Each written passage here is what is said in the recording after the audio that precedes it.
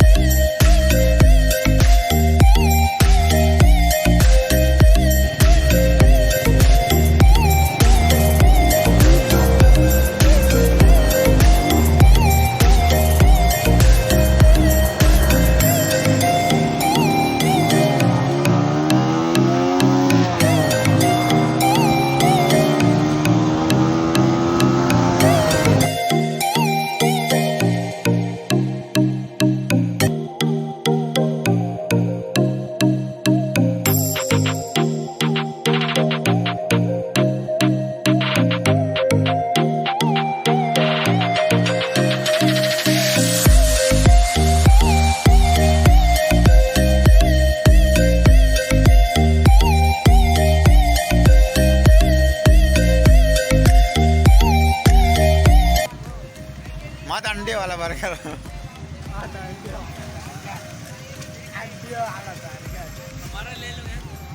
आपकी भी लें।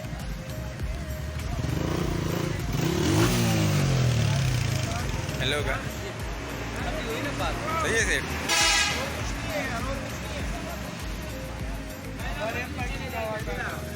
हाँ